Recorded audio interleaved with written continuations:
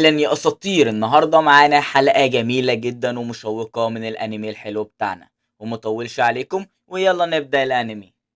وبتقول بياتريس إن اللي اغتالوا القائد العسكري واللي بعتوا التنانين تخلص على ألفريد واللي بعتوا الوحوش تقضي على ليزا كانوا الشياطين بمساعدة العائلة الملكية. فبيقرر الشيطان إنه يخلص عليها هي كمان.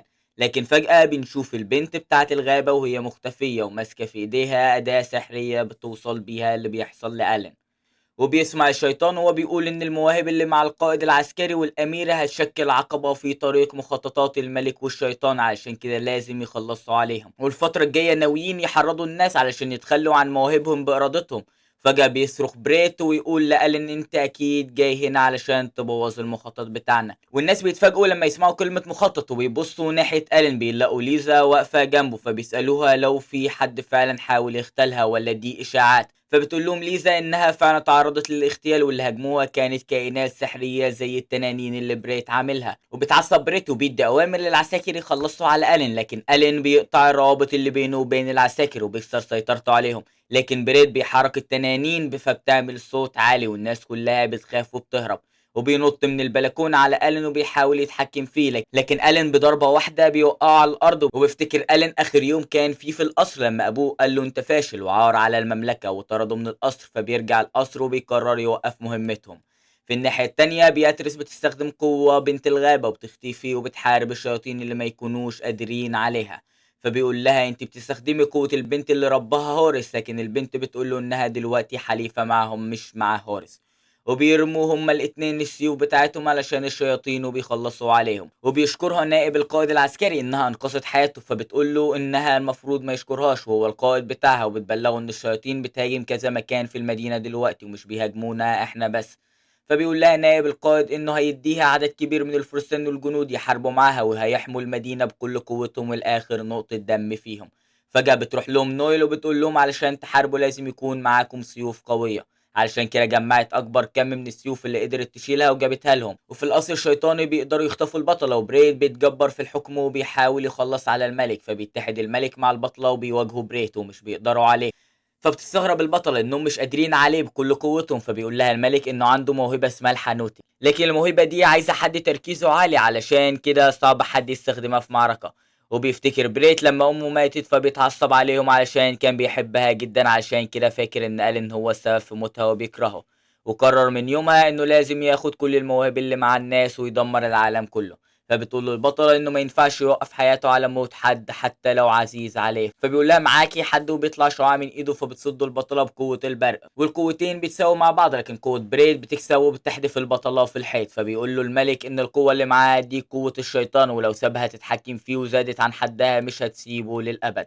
لكن بريت ما بيهتمش وبيضرب الملك بنفس القوة. بيحاول الملك يقرب منه ويكلم الجزء الطيب اللي جوه قلبه، وللحظة من الزمن قلب بريت بيحن، لكن بيرجع تاني وبيضربه بالسيف في بطنه.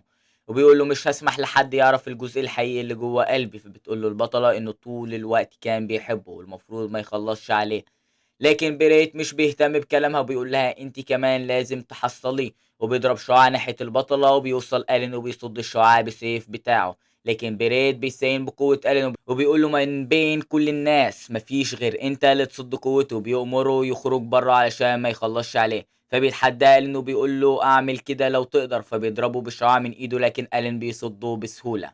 وبتبقى مفاجأة كبيرة لبريت ان ألين الضعيف بيقدر يصد شعاعه بالقوة دي. فبيجمع بريت أقصى قوة عنده وبيضرب بيها ألين، وبيدخل ألين لذكريات بريت وبيشوف كمية الحزن اللي جواه على أمه وإزاي كان فاكر إن ألين السبب في موتها علشان كده عايز يخلص عليه. فبيتعاطف معاه وبيخرج من ذكرياته وبيصد قوته، فبيستجمع بريت أقصى قوة الغضب جواه وبتطلع إعصار بيعمل سحابة سوداء في المدينة كلها. لكن ألين بيدخل عليه بأقصى قوته وبيلاقي بريت متحاصر جوه الغضب بتاعه، فبيضرب الغضب بالسيف وبيخلص عليه. بعدها الملك أبو ليزا بيمنح ألين رتبة دوق في المملكة، لكن ألين بيرفض الرتبة، وقررت ليزا تتخلى عن منصب العائلة الملكية علشان تروح تعيش مع ألين. وبما انهم دلوقتي ما بقتش من العائلة الملكية فبياتريس مش هينفع تحميها، وبيروح ألين وليزا لمدينة جرالهم علشان يعيشوا مع نويلو بنت الغابة، وبيشتروا قصر في المدينة علشان يعيشوا فيه. يوم ليزا بتحضر لهم الفطار وبتقول لهم نويل إنها عملت سيف جديد لألين وهيخرجوا ويجربوه بعد الفطار، لكن ألين بيوعد كذا حد إنهم هيساعدهم في حاجات كتير، فمش بيعرف يساعد مين ولا مين، وكلهم بيشدوا فيه علشان يساعدهم، لكن بيقدر ألين يساعدهم كلهم، وبيرجع بعدها للقصر علشان يبلغ ليزا إنه هيسافر يروح إمبراطورية فيكتور، من باب إنه غيّر جو، كمان لو عجبته الأجواء ممكن يكمّل حياته ويعيش هناك. فبتقول له نويل إن الإمبراطورية قوية جدًا، وسمعت إن هناك في حدّادين ومصنّعين شاطرين ممكن تتعلّم منهم حاجات كتير. فبيسألها ألين ومين قال لِك إنِّك هتيجي معايا؟ فبتقول له إنها هتروح معاه هي وبنت الغابة. فبيسأل ليزا وبيقول لها وأنتِ هتعملي إيه؟ فبتقول له إن عندها شغل كتير في المملكة لازم تخلّصه، لكن بتسيب الشغل وبتروح معاه. وبيركبوا العربية اللي هيروحوا بيها الإمبراطورية، وبتنادي ليزا على بياتريس وبتقول لها خدي بالك من المملكة. وبتستغرب نويل إن ليزا سايبة المملكة ورايحة الإمبراطورية، وده ممكن يأثر على المملكة ويشيلوها من منصب الأميرة. فبتقول لها إنها مسؤولة عن حماية المملكة، خاصة إن الفترة الأخيرة بعد ما حصلت مشاكل في المملكة سمعت إن الإمبراطورية بيحصل فيها تحركات غريبة ممكن يهجموا على المملكة.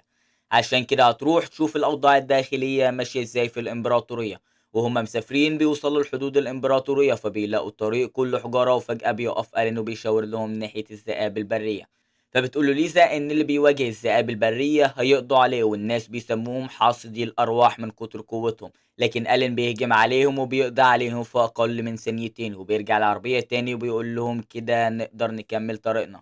وبيوصلوا في النهاية لمدينة على حدود الإمبراطورية، وبيلاحظ ألين إن المدينة مليانة حراس رغم إنها حدودية وبعيدة عن العاصمة. وبيركز ألين على الحراس والأسوار، فبيخبط في بنت ماشية على الطريق، لكن بيتفاجئ إنها عارفاه واسمها هانريت بنت ماركيز، وهي كمان بتكون عارفاه، وهما الاتنين بيسألوا بعض بيعملوا إيه في المدينة دي بالتحديد.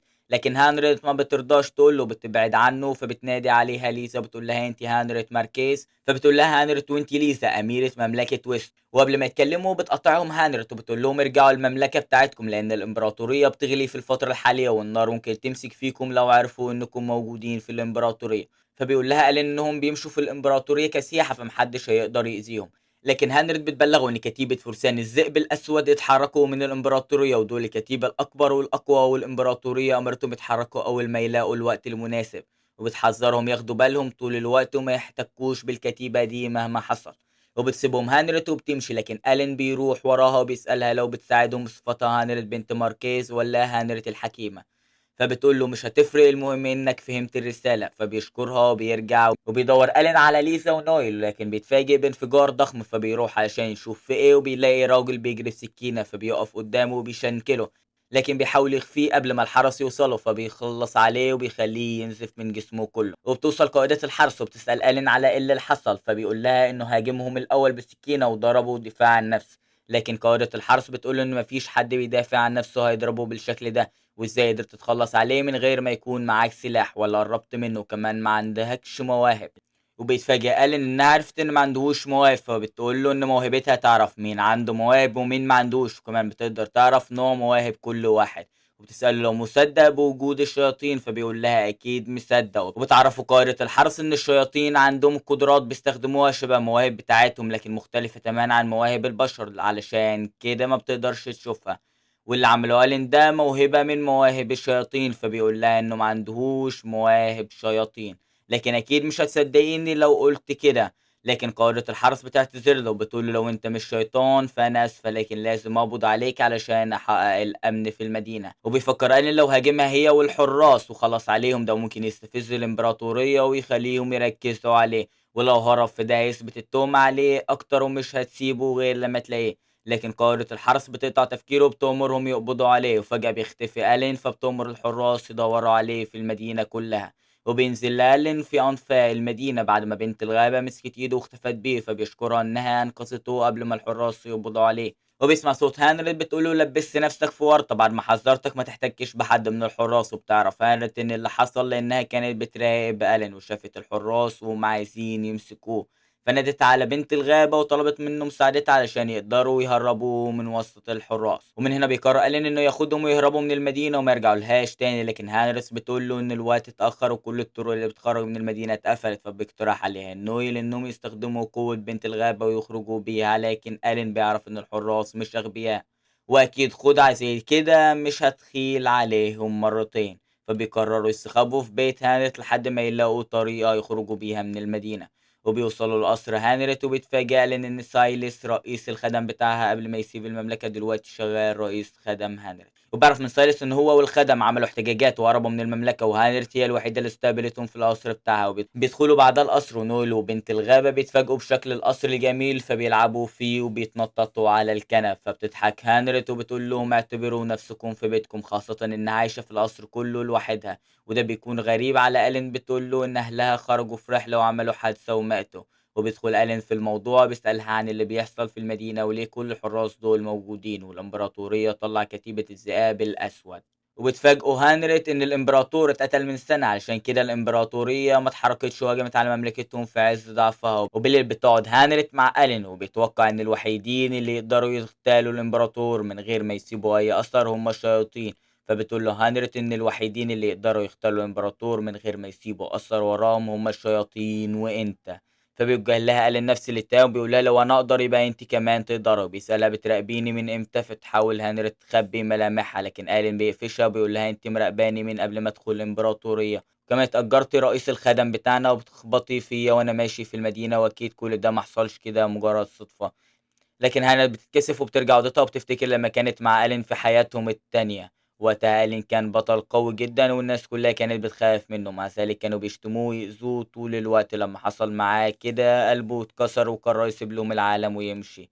وفضلت هانريت تدور عليه لحد ما عرفت انه مشى من العالم، فراحت وراه من وقت ما نزل العالم الجديد. فضلت تراقبه طول الوقت عشان تطمن عليه وتتأكد ان مش هيحصل معاه نفس اللي حصل معاه في العالم اللي فات.